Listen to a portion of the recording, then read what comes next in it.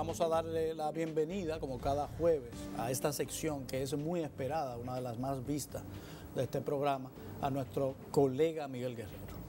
Así es, buenos días, don Miguel. Bueno, buenos días a ambos. Un placer estar nuevamente con ustedes. El placer es todo nuestro, don Miguel. Así es. Compartimos muchas cosas. Sí, sí. Compartimos hasta las diferencias, que es importante, que Bueno. es la clave de la vida en democracia. Bueno, poder diferir con altura, enriquecer su pensamiento con un pensamiento contrario.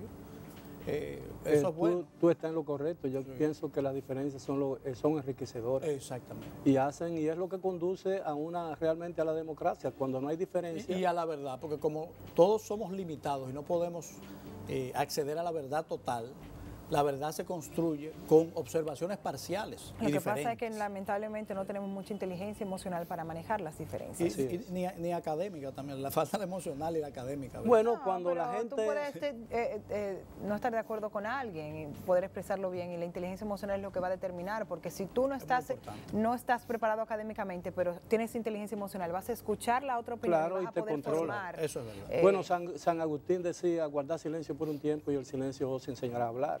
Es decir, hay gente que no acepta y no admite que otra persona puede estar en desacuerdo con lo que él plantea. No puede saber más que usted.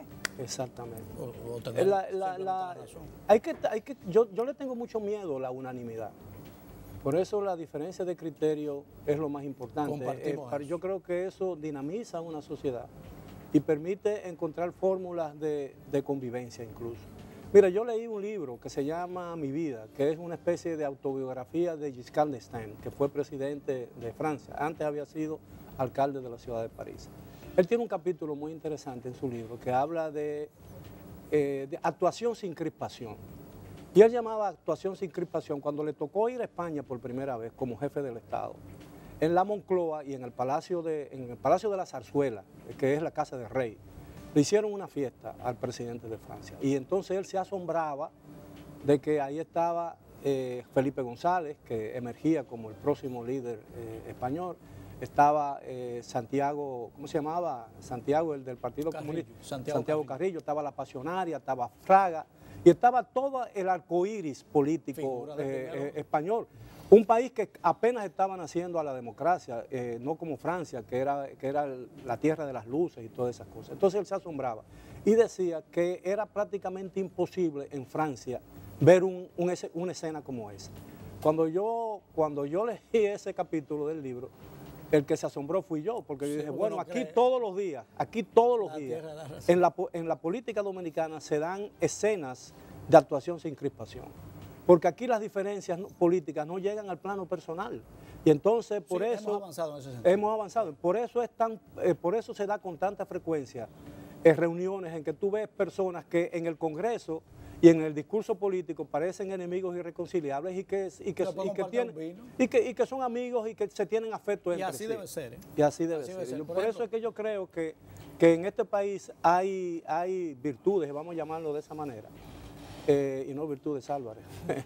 Hay virtudes que realmente son esperanzadoras porque no llevamos nuestra discrepancia a un plano personal y a un plano en que hagan esas discrepancias irreconciliables. O sea, aquí somos buenísimos discutiendo, tocando los puntos personales.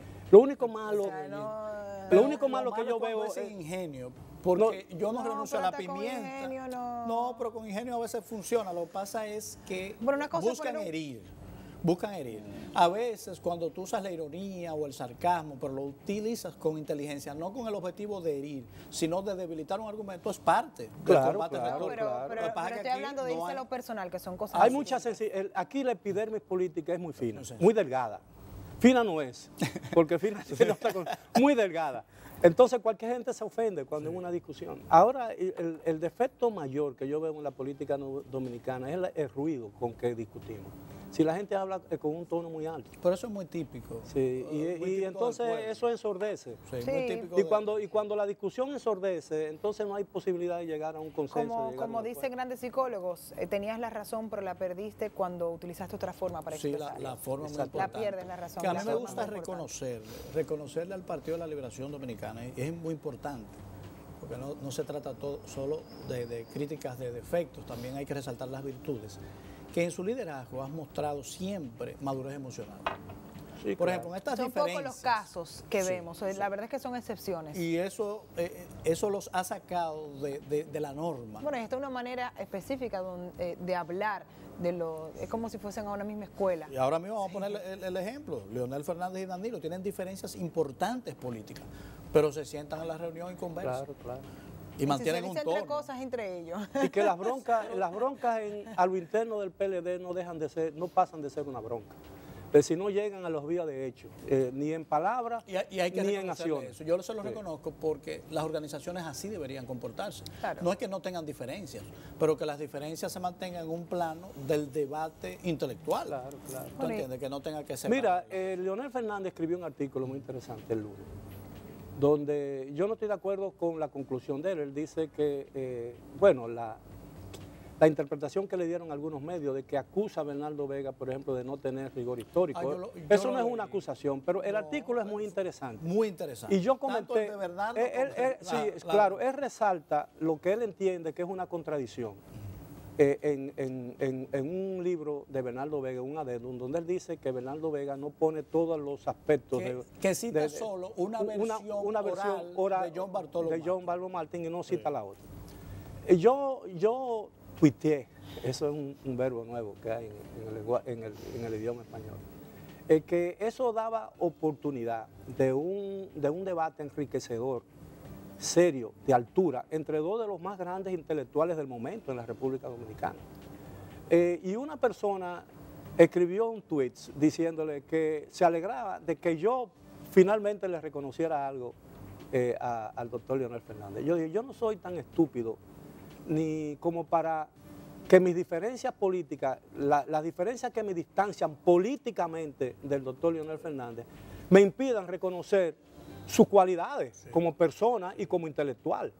Entonces, a mí me gustaría ver, como miembro de la Academia de la Historia y como periodista que soy, escritor si se quiere, es un debate interesante entre Bernardo Vega y el doctor Leonel Fernández, porque intelectualmente son dos gente de mucho nivel, que eso podría ayudar a darle una categoría distinta al debate político dominicano. Bueno, Y pues, que ojalá que se haga frecuente este tipo de cosas, Claro. porque así amamos los debates, pero ayuda. lamentablemente nuestras figuras Porque la políticas e intelectuales no son muy dadas a esos encuentros. Porque no son todos, tienen la capacidad para hacerlo. Entonces, Ese es el problema. sí, pero ahí es donde se diferencia a los niños de los adultos, como Así es. decimos.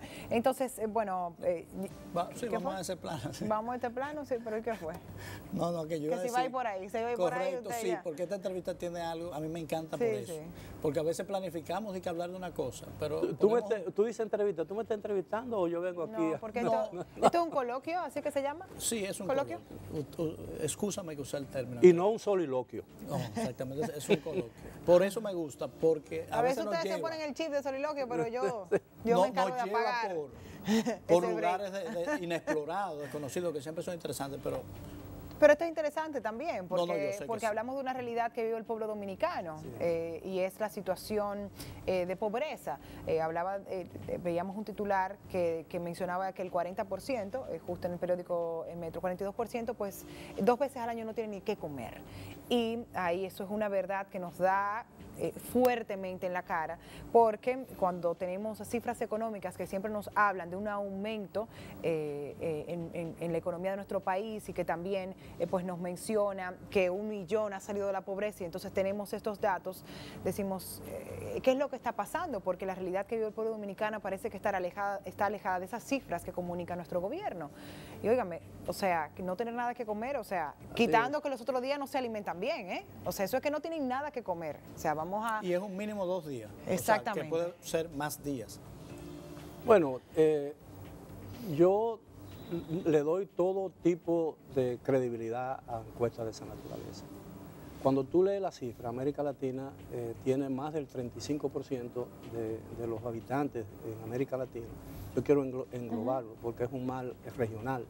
Vive bajo niveles de pobreza y en algunos sitios, por ejemplo Brasil, que tiene ya 200 millones de habitantes, casi el 50% vive en lugares que y hay una pobreza y hay incluso lo que se llama en algunos lugares primitivos actuales, es decir, que son tribus que tribus que permanecen todavía en un estado original, si se quiere, con taparrabos y todo ese tipo de cosas.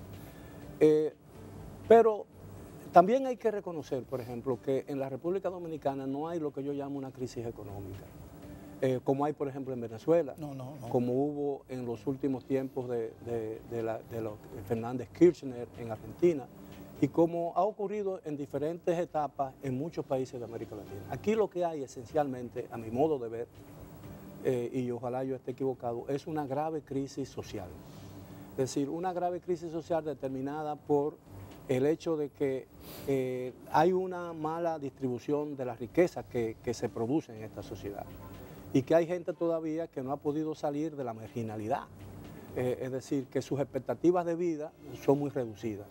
Y yo creo que eso es lo que nosotros como sociedad y como país tenemos que tratar de impactar en el futuro cercano, el futuro inmediato, porque el problema no aguanta. Si nosotros queremos preservar nuestros mínimos avances en materia de desarrollo político y democrático, tenemos que mirar en esa dirección. No podemos seguir desviando la mirada, porque aquí hay un problema. Si queremos paz social, tenemos que impactar de alguna manera positivamente los niveles de marginación y de pobreza que existen en la sociedad dominicana. Aquí no hay crisis económica, aquí no ha quebrado una empresa, aquí no quiebran las empresas, aquí la gente vive, las empresas prosperan enormemente, con más rapidez y tienen niveles de rentabilidad mucho mayor a pesar de los altos costos de producción, de la estructura de costos del empresariado dominicano, prosperan con mayor prontitud que en cualquier otro país de América Latina. Aquí el problema es que las riquezas, repito, las riquezas que generamos no encuentra un camino de reparto más o menos equitativo. Yo no estoy tratando de hablar de igualdad, porque la igualdad no existe y sería ilusorio pensar en que podemos hacer una sociedad igualitaria. Sí, porque no. El comunismo que trató de implantarlo fue un tremendo fracaso. Incluso Israel, que experimentó un sistema que es lo que más se ha parecido al sistema comunitario, que son los kibbutz, ya la gente tiene otras expectativas, tiene otras perspectivas. Porque la igualdad le pone techo a personas que quieren seguir creciendo, entonces ahí... Y reduce la posibilidad de la individuación. Toda persona humana quiere tener sus propias características. Claro. ¿No entiendes? Eso es natural. Yo coincido contigo en el análisis que haces. Y el instinto de propiedad es fundamental. Yo recuerdo cuando yo estaba en la universidad y había esas grandes discusiones sobre materialismo histórico y todo ese tipo de cosas. Había un ejemplo muy gráfico que yo siempre lo consideré como una forma de desvirtuar todo ese mito alrededor de la sociedad igualitaria, la lucha de clases como motor y dinámica de la historia. Es decir, tú ponías a dos niños en una cuna, en edad todavía en que no apenas gateaban, que no hablaban, y tú le tirabas un juguete y a los 5 minutos estaban peleando por el juguete. Es el instinto de propiedad, de posesión, natural intrínseco. Y respuestas innatas. ¿Entiendes? Y eso es una verdad que no depende del medio ni de nada. Y se han hecho estudios científicos con gemelos, criados aparte. ¿Usted estaba diciendo algo? Sí, y es que yo le doy una lectura también a esos números, porque aquí siempre estamos debatiendo sobre la cifra de pobreza en la República Dominicana. Y tú sabes que últimamente se ha cambiado la manera de medir la pobreza y se ha creado lo que se llama un concepto de pobreza monetaria. Y que nos resulta sospechoso a la mayoría que seguimos estadísticas porque coloca la lista, el listón para declarar pobre o no pobre una persona muy baja. Por ejemplo, cualquier persona que gane más de 4.400 pesos se reputa en base a la teoría de pobreza monetaria de que ya salió de la pobreza. Entonces, esta encuesta nos refleja la realidad de la pobreza. Una persona que pase 2 días mínimos sin comer definitivamente no es clase media, definitivamente es pobre. Y nos habla de un 42%, o sea, casi la mitad de la población. Pero hay otra que es un 60% que dice que el dinero no le alcanza para llegar a fin de mes. Yo digo que una persona cuyo presupuesto familiar no le alcanza para llegar a fin de mes, también es pobre. ¿Tú no has tenido en algún momento de tu vida, en los últimos años, un momento en que el día 27 tú te quedas sin un centavo? Yo he tenido esos momentos. No, incluso, mire la quincena pasada. Sí. Eso pasa a menudo. Pero tengo que ser justo. Es que la pobreza se mide. Tengo que ser justo, porque hay situaciones, hay personas que le pasa esa situación. Sí, pero no por necesidades correcto, básicas. no porque Claro, no puedan claro. comprar cosas, Sí. tal vez, sino por todo lo contrario, porque tomaron decisiones de Sí, consumo sí, claro, claro. que excedían. Que es lo que tenemos Se que le ser dañó el honestos, carro, es lo que nos imprevisto. pasa. Correcto. Se le dañó el carro, un niño se le Entonces, enfermó. es verdad, todo el mundo. Sí. O sea, el tipo más millonario puede tener un problema Sí, pero aquí de es que iliquidez. calculan, suman, restan, multiplican y no hay forma. Y tú le preguntas, es que nunca le cuadra. No, lo que pasa es que No, aquí eso hay no- mucha O gente sea, también. viven en una deuda constante. Constante, O exactamente. No, lo sea, que pasa es que aquí hay mucha gente que se bebe los tenis y Sí, la sí, eso es inscripción de verdad. los niños. Sí, eso es verdad. Sí, existe una parte que proporción obviamente hace mal uso de sus recursos, pero la realidad es que, o sea, no se puede, Domingo. O sea, hay O sea, salarios cuando breves, usted ve como el yo salario digo, sí. mínimo y cómo muchas empresas todavía van por debajo del salario mínimo, y usted saca los cálculos, usted dice, ¿cómo Mira, es que el lo propio hacen? Banco mira, Central O sea, yo no me da la pregunto, cifra. ¿cómo Me alegro. es que lo hacen? Mira, me alegro de lo que tú has tratado, porque me permite decir lo siguiente. Yo he estado insistiendo con mucha, diría yo, con mucho enojo para ciertos sectores, incluso del sector privado, en lo siguiente. En este país nosotros hemos tenido más de 40 años de paz laboral. Eso es fundamental. La paz laboral es lo que te permite a ti tener una paz política, hacer que la democracia, por más imperfecta que sea, Estable. se cumplan los plazos, que cada 4 años nosotros tengamos un proceso electoral cuyas dificultades estriban solamente sobre la posibilidad de que haya un fraude, que un partido sea más vivo que el otro y todo ese tipo de cosas. Aquí eso debería tener un precio. El precio, todos los años se plantea aquí la posibilidad de pagar ese precio y prolongar ese largo periodo de paz social, y no se paga. Y estamos acumulando un déficit terrible, un déficit terrible. La dirigencia sindical es posible que sea tan corrupta como la política. No quiero hacer Con entrar sus en excepciones, juicio, como siempre, sí. con sus excepciones, no Sí. quiero hacer en juicio político. Pero es una dirigencia que se ha acomodado al sistema. Y que acepte el sistema y las reglas del sistema. Y todas las discusiones se hacen en una mesa de negociación, sentados a la mesa, con todas las dificultades, se para uno, vuelve el otro y todo eso. Esa gente, año tras año, va a su casa, regresa a su casa, sin nada en la mano. Porque le regatean un En los últimos años se ha 5%, le complicado. regatean un 2%, lo regatean. Pero Entonces, ha habido una intención entonces yo digo, de cambiar las cosas. sí, lo que pero pasa yo es- digo, ¿cuál es el precio? ¿Tiene un precio la paz laboral? ¿Tiene un precio la paz social que no podamos pagar con beneplácito y con satisfacción? ¿O queremos el caos? Todavía hoy tenemos la gracia, divina gracia diría yo, de que esas discusiones se hacen en una mesa, tranquilo, en un recinto universitario, no en la plaza pública, que es a lo que yo le temo. Entonces evitemos que toda esa conquista y todo eso, todas esas cosas que hemos logrado a lo largo de los últimos de medio siglo de vida accidentada, si tú quieres, democracia defectuosa, imperfecta, todo es verdad. Pero hemos tenido una paz laboral que nos permite vivir con tranquilidad nosotros. Pero también en realidad hay que verlo de la perspectiva. Yo tengo una suerte y es que acumulo una experiencia de 30 años en el sector privado empresarial. Yo tengo lo mismo. Ya sea como Y yo ejecutor, tú hablo, también. yo vivo de mi empresa. Correcto. Entonces, los dos podemos saber a veces las dificultades que tiene la República Dominicana para todo aquel que quiera emprender, crear empresas, dar trabajo. El 90% de las empresas en la República Dominicana son medianas y pequeñas. Y por propia experiencia, te puedo yo decir que un gran porcentaje de esas empresas solo sobreviven. Bueno, aquí hay una cosa Entonces no terrible que pueden es pagar el precio de la anticipos. paz, porque si tú le dices, paga más, ya se No, se pero yo no me refiero a eso. Yo no me refiero No, a que todas las empresas. Yo quiero hacer. No, yo entiendo, pero es para aterrizar en el mundo práctico, para entender por qué no sucede. Sí, ¿Tú porque sabes por no- qué? Porque no- para el no es empleado, solamente el dueño de la una empresa intención. siempre es un villano. No, siempre es malo. Ese tipo si es rico, mira en qué auto se mueve, mira en qué casa vive, mira qué gusto se da. Yo y no entonces miro, siempre es un villano y no me explota a mí, pero no se da cuenta que ese Que la villano carga. sostiene una infraestructura tremenda Homero, yo que no, le cuesta enormemente y no se gana un peso. yo no miro en una sola dirección.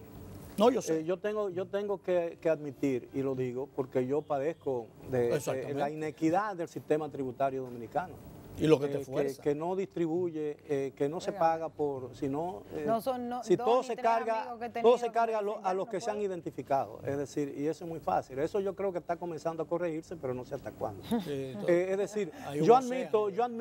admito, por ejemplo, que es muy difícil ser empresario. Claro. Y el empresario dominicano merece un reconocimiento. Sí. Cada empleo que da un empresario contribuye también a esa paz laboral. Así es. Quizás debía hacer esa salvedad antes que nada, ¿no? Cada empleo que mantiene. que porque mantiene. A veces uno tiene una plantilla, Entonces, mira, y el oye, 30% está de votar. y la gente como nosotros, por ejemplo, las pequeñas empresas, pues yo tengo una pyme, ¿no? Yo vivo de eso, yo no tengo una empresa grande, yo lo que tengo son 20 o 22 empleados. Mía, pues ya yo ya comienza, la vida me echa a un lado. Claro, hay que hacer la corrección que hacía. Es una pyme que genera su producto. Es intangible el conocimiento. Sí, Entonces, claro. no se mide por la cantidad de empleados, claro. sino por Entonces, las ideas que los anticipos son una cosa verdaderamente grande. Y el sistema Es duro. el sistema tendrá que ser modificado. Por eso yo hablo de la necesidad de una reforma fiscal. La reforma fiscal necesariamente no significa o no implica un aumento de los impuestos. Si aquí se eliminaran las exenciones, aquí las exenciones son más del 5% o 6% del Producto Interno Bruto. Alguien lo calculó en 200.000 millones de pesos. Y se quedó corto. Anda por Oye, 235.000 ya. entonces, esas exenciones para que disfrutan muchísimas empresas grandes que no las necesitan. Yo no estoy de acuerdo con esa decisión. Ni yo tampoco. Tú lo decías una vez, yo creo que hay actividades económicas que merecen la atención y la protección del gobierno hasta un momento. Claro. Hasta el momento en que comienzan No a pueden ser caminar eternas. solos. Es decir, no puede ser, es como la familia. Es una estrategia de incentivo en un momento específico. Para Claro. ayudarte a crecer. No, ayudarte a crecer. Llega un momento en que el nido se queda vacío. En tu casa, ¿no? Los hijos van y hacen su propia familia y se van. Pero usted sigue ganando lo mismo. Entonces, eso No, sí. lo que te No, quiero no, decir es que llega un momento en que la responsabilidad, a pesar de Se que la redistribuye. responsabilidad de los padres no cesa nunca. No termina. No cesa nunca. Y mi hija, a veces mi hija me dijo, papi, yo tengo tantos años. Y dice, pero tú, aunque tengas 90 años, yo te digo, tú serás mi hijita. Sí. ¿Entiendes? Oye, eso es así. Entonces, y eso es Tenemos que trabajar eso en terapia, don Miguel. Sí, Oye. no, pero digo, No, para pero mí, eso es así, en eso el es corazón. así. Sí. Entonces, yo lo que digo es que llega un momento que está bien, yo hago una empresa, por ejemplo, ensamblaje de una cosa que no existe aquí y yo ya comienzo a caminar solo. Bueno, ya usted tuvo la ayuda y la protección del Estado Dominicano para que usted impulsara ese negocio. Ahora, eso es un problema suyo de aquí en adelante. Claro. Entonces, aquí hay gente que tienen esa protección del Estado de por vida. Y la pelea. Y la pelea. Entonces, algunas de esas cosas tienen que comenzar a cambiar en el país. Yo no sé si todavía está la sociedad lo suficientemente madura como para que los cambios y las transformaciones que necesitemos, porque las transformaciones cuestan y duelen. Alguien tiene que pagar. Y duelen. Sí. Entonces, pero es la única forma. Si nosotros seguimos rezagados, porque nosotros nos estamos rezagando, mientras no hagamos esa reforma, nosotros vamos a estar rezagados de la comunidad No, y internacional penalizando a la clase media. penalizando a la clase media que empobrece. Penalizando a la clase media. Es decir, que yo creo una gran parte de sus ingresos lo ve ir al fisco porque esa clase media está formalizada. nosotros Tiene un tenemos, salario, tiene unos ingresos muy claros. tenemos un enorme desafío que nosotros no podemos eludir, que es la de transformar esta sociedad. Y solamente la podemos transformar a través de un sistema tributario equitativo que cada quien pague de acuerdo con lo que puede pagar. Aquí hay gente que hubo tiempo, yo no sé si ahora, yo espero que no, que en aduana le cantaban los furgones 1, 2, y cuando al final, cuando llegaban a la tienda, habían 8. Yo leía en estos días ¿Cómo dejarlo ahí, oye? un libro que escribió Hace muchos años. don Y Federico faltan más. Enríquez y Carvajal en 1916 a raíz de la invasión norteamericana. Era un ensayo de unas 200 páginas donde él trataba de entender de una perspectiva histórica las debilidades del dominicano que llevaron a esa situación de que un país extranjero interviniera para resolver lo que nosotros no podíamos resolver. Y me reía porque en uno de sus capítulos él tocaba la necesidad de rediseñar la administración pública. Y me reía porque él hablaba de que era necesario reducir la cantidad de ministros. En esa época, nuestro gobierno tenía 7 ministros. Y don Federico, en su ensayo, redistribuía la responsabilidad y decía que con 3 era posible manejar el país. Bueno, los tiempos son distintos. Sí. Entonces, tú, 100 años, porque precisamente han pasado 101 años de cuando él terminó la última palabra de ese libro, pero hoy podemos decir lo mismo. Tenemos 21 o 22 ministerios, pero yo creo que como Japón, por ejemplo, que hay 7 grandes cabezas que manejan como ministros, o China, que lo vimos ahora, que lo presentaron después del Congreso, Xi Jinping y su equipo directivo, eran 8 individuos para una población de 1.500 millones. Entonces, lo que dijo don Federico en 1916 todavía es aplicable hoy, no con los números de él, con nuestros números, pero yo pienso que tenemos un Estado cabezón, bueno, grande. Ya se ha reducido, por ejemplo, en la administración anterior del propio PLD, cuando el doctor Leonel Fernández, tuvimos ministerios que tenían 35 viceministros. Sí, lo cual era muy grosero. Pero ahora le cambiaron los nombres, no quitaron, le ahora pusieron asesores, consejeros. Bueno, está bien, pero y siguen siendo porque al final sigue siendo lo mismo. Pero eso ha cambiado mucho. Ahora, la verdad es que hay que achicar el Estado dominicano. Mucho. Hay que achicarlo. Hay que achicarlo. Hay que fusionar muchas instituciones del Estado. Que tropiezan entre sí. Y se obstaculizan una a la otra porque tienen el mismo marco de actividad. Entonces eso no le hace bien al Estado, eso lo hace que de un caminar lento y que dilapide el Estado dilapida fondos y todo eso. Ahora con el Intran aparentemente están en el campo del transporte, aparentemente comenzaron ya. Sí, pero a mí no me gustó ese modelo, porque ese modelo reconoce lo que existe y lo que hace es una especie de puzzle, de rompecabezas unitario. Sí, que une, pero no desaparecen las piezas de la cantidad de gente. Homero, si tú haces un ministerio de transporte, tú tienes que eliminar todas las otras. Correcto, ministerio de transporte. Bien, pero a mí me hubiera gustado mucho más. Te citaba el tema de Fukuyama y su análisis del Estado, que él decía que los estados tienen que decidir entre ser estados de largo alcance o estados profundos. Pero el fin de la historia no ha llegado. Él fue malinterpretado, ese libro a mí me encanta, porque además de profundo, un gran pensador, sí, claro, es un estilista de primera magnitud, y yo pienso que la gente lo interpretó, la palabra fin, como ese the end de las películas. Sino la finalidad. Correcto. Entonces Fukuyama lo utilizaba en su acepción de el objetivo, o sea, el fin de la historia, el objetivo de la historia. Fue muy mal interpretado. Entonces él hablaba de que tenemos que decidir entre un Estado que alcance mucho, que abarque mucho, pero poco profundo, o un Estado profundo que abarque poco. Nosotros tenemos un Estado de amplio alcance, se mete en todo.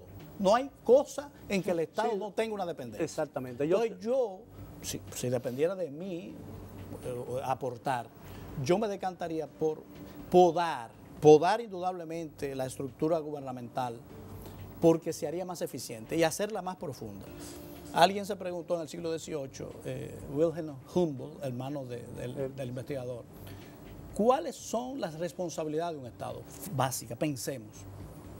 La seguridad, la primera. Salud, educación. Salud, educación. Medio ambiente.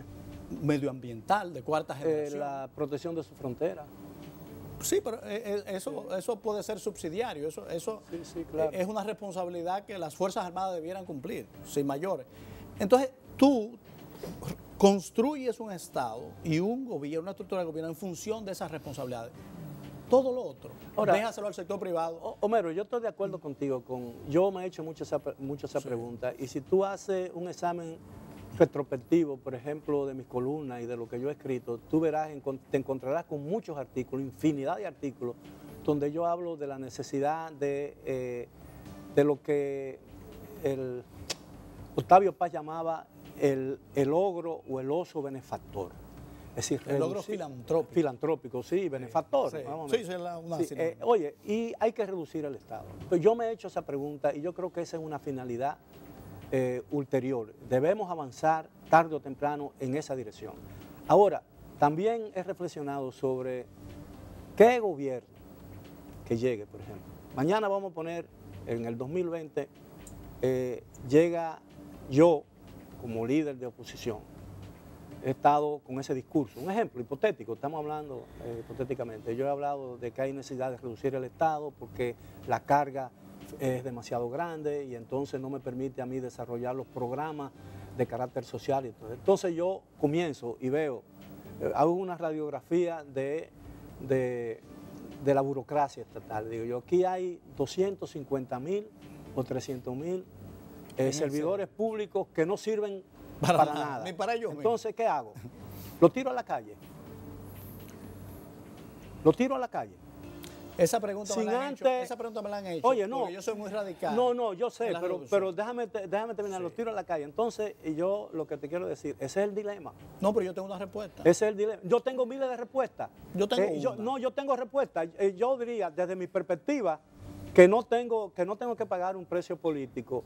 Yo digo, bueno, eso hay que despedirlo, sin pérdida de tiempo. Ahora, ponte en los pantalones del que debe tomar el que quiere voto la decisión. No hace eso. El que quiere voto ahora, alguien que vaya a administrar el sector público y sea un estadista, diferencia entre un político y un estadista. Un estadista es un individuo que ve, proyecta a su nación en el futuro y toma las medidas, por dolorosas que sean, porque sabe, yo te voy a hacer un bien. Tú no lo vas a entender ahora, pero yo te voy a hacer un bien. Hay una manera correcta de hacerlo también. O sea, hay un proceso que se sigue y se van eliminando poco a poco las instituciones, pero para eso tiene que haber una planificación a largo plazo de ese proceso, que no lo vemos. Y la realidad es que, le voy a decir algo, don Miguel, el día de mañana, o sea, todos hemos tenido que despedir un empleado, ya sea siendo jefe de empresa o siendo empleada como cabeza de una dirección. Y es muy doloroso decirle a alguien que tiene que perder su trabajo. Es duro. Pero es parte del proceso. Porque si el día de mañana su empresa,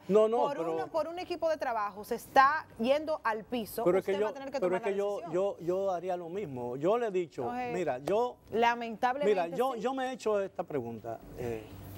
Porque hay que tener, es un asunto de sensibilidad. Ahora, cuando tenemos gobiernos demasiado sensibles, son gobiernos poco realistas, son gobiernos que se fuman y se pierden en las cosas y no hacen lo que tienen que hacer.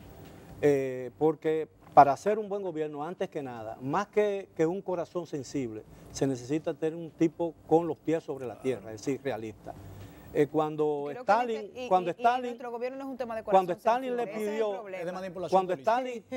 le pidió a Churchill y a Roosevelt que abrieran otro frente en el occidente, Churchill dijo, yo no puedo seguir discutiendo con un hombre que piense en términos tan poco realistas, ¿no? Entonces, los gobiernos no pueden trabajar con un criterio tan poco realista, tienen que ser sobre la base. Ahora yo te digo lo siguiente. Yo, desde mi perspectiva, que no tengo ninguna responsabilidad y no voy a pagar yo personalmente las consecuencias, me resulta muy fácil decirlo. Sí. Pero yo lo planteo como el dilema del que llega. Y nuestros políticos obviamente piensan simplemente en votos, pero la realidad es que, o sea, tienen que pensar a largo plazo. Esa parte del presupuesto se necesita para que otras personas tengan la calidad de vida que se merecen como dominicanos. Tú sabes la realidad, la actividad política, porque, por ejemplo, hay personas como tú y como yo, y como Lorena, que nunca han vivido del Estado y no se han muerto, ¿verdad? No. Entonces, hay vida más allá del Estado. Hay que abandonar la sensibilidad de que, y toda esa gente a la calle como si fueran a hacer nada. No, primero. Y lo grande es que toda esa gente tiene otro trabajo. Yo me he topado, por ejemplo, con pequeños empresarios gomeros que se pueden ganar 2.000 pesos diarios. Y hablando de ellos en campaña, sí, mira, yo estoy activo en el comité tal, y levanto banderas. Y son sinceros. Y yo tengo un sueldo, que no salario, porque hay una diferencia. Y bono y cosas, bono, gas y todo ese tipo de cosas. Tiene su pequeña empresa que le deja 2.000, pero gana 40 en un puesto por ser político. ¿Tú crees que ese tipo le quitan los 40? Bueno, no se muere porque él tiene su trabajo y está ahí. Bueno, también, pero miles, Miguel, hemos perdido trabajo. Bien, pero 2 y 3 trabajos. Ok, eso es verdad. Eso es una fotografía de la realidad dominicana. Yo te voy a dar otra fotografía, porque es una sociedad que tiene diferentes realidades, ¿no? Yo siempre me he dicho que al momento, y se lo he aconsejado así a algunos amigos, porque yo he presenciado escenas como esa. Y te digo, cuando tú le entregas, yo siempre le digo a amigos míos que tienden mucho a tomar decisiones así bruscas. Tú te vas porque llegaste tarde hoy o porque no hiciste el trabajo. Yo dije, cuando tú le entregas esa carta de despedida a una gente, míralo a los ojos. Sí. No, duro. Míralo a los ojos para que tú veas un mundo derrumbarse. Cuando tú le entregas una carta, por un tipo que trabaja, que es padre de familia, tiene 2 hijos en un colegio, tiene un carro que todavía está pagando 0 kilómetros, que vive en una casa alquilada o que vive en su propia casa con mucho sacrificio, pero que tiene una deuda con el banco y todas esas cosas. Cuando ese tipo llega a su casa, es un individuo totalmente destrozado, totalmente destrozado, porque mañana tendrá, aquí es más fácil. ¿Saben lo difícil que es conseguir un empleo aquí en este país? Sí. Lo difícil que es conseguir. Cuando yo hablo de un empleo, Miguel, estoy hablando de una cosa. Yo te aporto la perspectiva entonces del que tiene un trabajo. Si es difícil tener un empleo, y te digo, yo he manejado mucha gente y sé la psicología del dominicano, a veces el dominicano desprecia, abusa de ese que le da su trabajo. No, mira, tú sabes. Se quiere ir antes de tiempo, pierde tiempo, murmura, detiene la productividad. A ese que tú lo vas a mirar a los ojos, entregándole el cheque, también tiene que aprender a mirar a los ojos del que le da un empleo. Sí, claro. O sea, tiene que decir, este tipo pero aquí tú nada más tienes que ver, no haberme contratado. Cuando tú vienes aquí por la mañana, ajá, tú te encuentras como 500 o 1000 personas que son parqueaderos, que son gente joven, sí, fuerte, correcto, que podrían estar trabajando y se pasan el día entero aquí parqueando. Hacer lo que yo exactamente, porque no tienen la voluntad de trabajo, quieren vivir de la vagancia. Sí, pero la realidad es que la vida hay decisiones duras que tenemos que tomar. Aquí hay que tomar. Y yo recuerdo, trabajé muchos años en una publicitaria y un día me ve un compañero de trabajo subiendo y bajando las escaleras, que casi me voy de boca. Me dijo, mi niña, dame 5 minutos, ven, siéntate ahí. Me dijo, tranquila, mañana te pueden llamar, 5 minutos le cuesta a ellos decirte que no tienes trabajo. Calma, entrega todo lo que tú puedes, pero tienes que entender que la vida es eso. Hoy te pueden despedir, mañana buscas otro trabajo. O sea, no, y usted como empresario lo sabe, aunque es muy duro mirar a los ojos a un empleado y decirle, no puedes estar más aquí, es la realidad de la vida, es un ciclo. Y una empresa, cuando no puede sustentarse con una cantidad de empleados, tiene que cortar personal y eso es lo que está pasando con el Estado. Yo creo que el dominicano es fiel a su trabajo y respeta, al empleador. Por ejemplo, mira, yo tuve una experiencia cuando yo era columnista del periódico El Mundo y era corresponsal del Mundo aquí. Esto es un minuto nada más. Yo sé que el tiempo se agotó. Sí. Yo recuerdo que una vez, lo recuerdo bien porque fue la noche en que Benítez, el boxeador, peleó contra el Salvador Sánchez mexicano y perdió. Y eso fue una noche de luto en Puerto Rico. Cuando estábamos esperando la pelea, que el Nan Bill, que era el director del Mundo, había trabajado conmigo en UPI, él en Venezuela y yo aquí en Santo Domingo, me llamó y para que yo colaborara con él y yo estaba trabajando. Había una plancha de una página del periódico que tenía ahí como de las 5 de la tarde y nadie la recogía para llevarlo al taller para que la fotografiara. Era en el sistema, no era un sistema mixto, no era el sistema offset. No. Entonces, cuando yo le dije, Hernán, pero oye, y le iba a poner la mano, y dice, no haga eso, porque si yo tocaba eso y la movía de ahí a ahí, la dañaba. Le hacían una huelga al periódico. Le hacían una huelga. Entonces la holgazanería y el sindicalismo extremo puede arruinar a los países y va en contra de todo eso. Pero el dominicano no hace eso, el dominicano ama su trabajo y es un buen trabajador. Y los niveles de rendimiento son bastante altos. Sí, pero yo me he encontrado bueno, hay excepciones, siempre hay excepciones. Nos quejamos mucho y la verdad es que por el mismo ejemplo que tenemos de muchas de nuestras líderes en todas las áreas, de que el trabajo duro no es lo que te lleva a donde tú tienes que llegar, sino que al final, o sea, a los jóvenes la señal que se le está dando es trabaja poco y gana mucho. ¿Cómo? Por eso yo le digo a mucha gente, ahí fajado descansando. Esa está buena. Está buena esa, fajado descansando. Esa la voy a anotar. Me gustó esa. O mírate ahí en plena inactividad. Muchísimas gracias, don Miguel, por estar con nosotros. Y nosotros seguimos aquí fajados descansando. Descansando. Ahí fajado descansando.